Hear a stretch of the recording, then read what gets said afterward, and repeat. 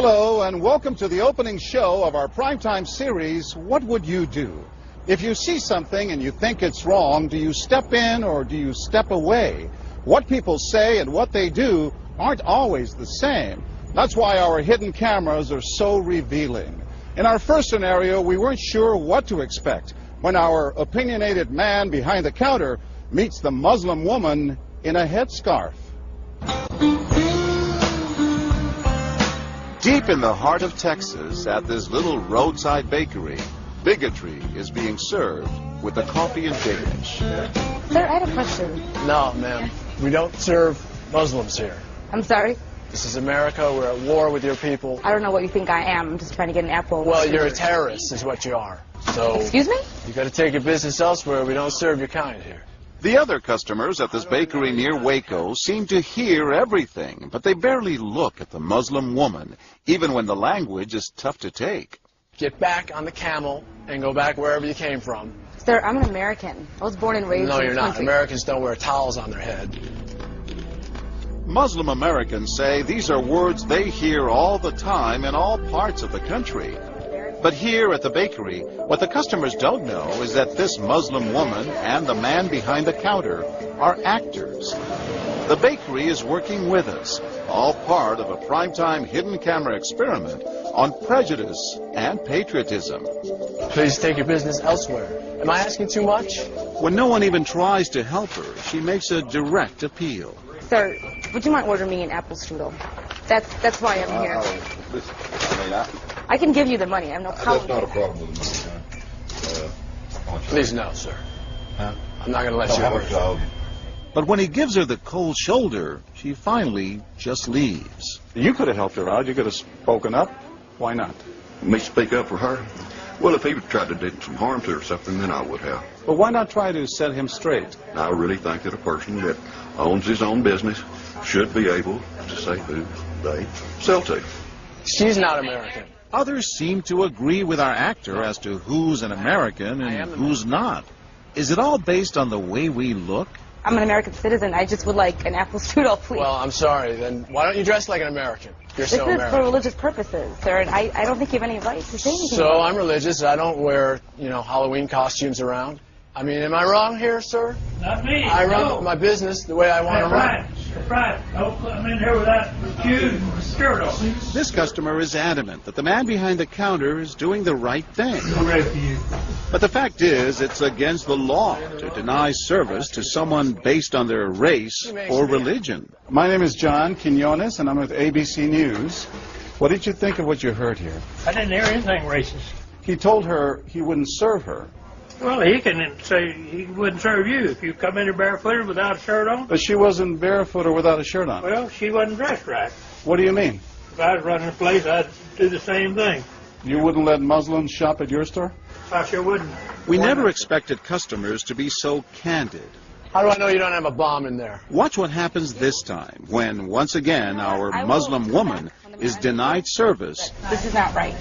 And again leaves. I mean, we reserve the right to not serve. That's right. Certain kind. That's right. That's, I appreciate saying that. I think that's the first time I've ever seen that. He not only commends the man behind the counter for his discriminatory behavior, but he gives him the thumbs up, not once, but twice. Good job. All right. As he leaves. Can I talk to you, sir, for a second?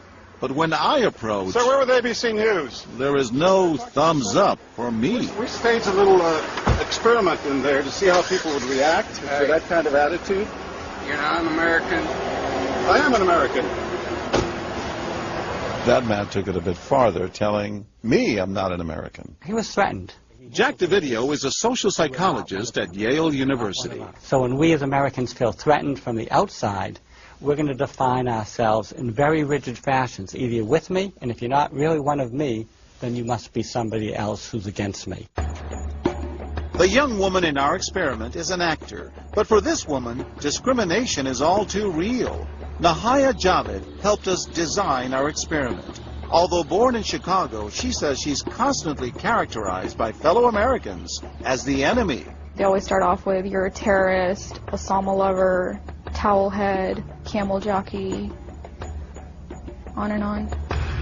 While attending college in Texas, she says she continually suffered verbal abuse and has even been physically attacked just because she's Muslim. They assume I'm not from here, and if I tell them I'm American, they're like, no, you're not. Just because you were born here doesn't make you American. And I'm like, so what makes you American? It's a daily battle. Mm-hmm. And I don't feel like living in America, I should have to fight this battle. Meanwhile, back at the bakery, our actor is at it again. But how do I know you're not a terrorist? Terrorists look like you. But this time the customers are sympathizing with the Muslim woman. Right, I know, but can you blame me? Yeah, I can't blame you, actually. Why? What's the problem? All right, we'll get out of here. You need to go yourself, actually. What do you need to do? Okay, sir. I'm a good American, all right? We're at war with these people. My dad's a veteran. Go yourself. So is mine.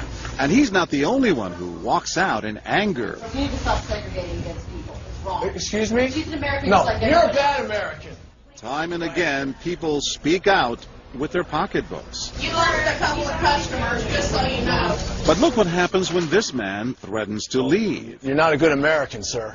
I believe I am a good American. My son just came back from serving in the Army for over a year in Iraq, and that has nothing to do with her right. I understand that. Thank you, sir. And I hear what you're saying.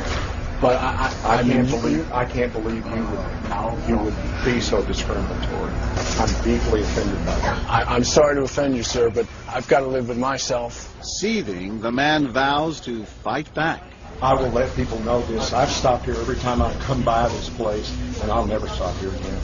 Why did folks get so upset? They saw an injustice. It's justice that binds us together. It's justice that makes us a society. Any threat to that kind of sense of justice and fairness undermines the entire system. You're really not going to segregate? No, I'm not.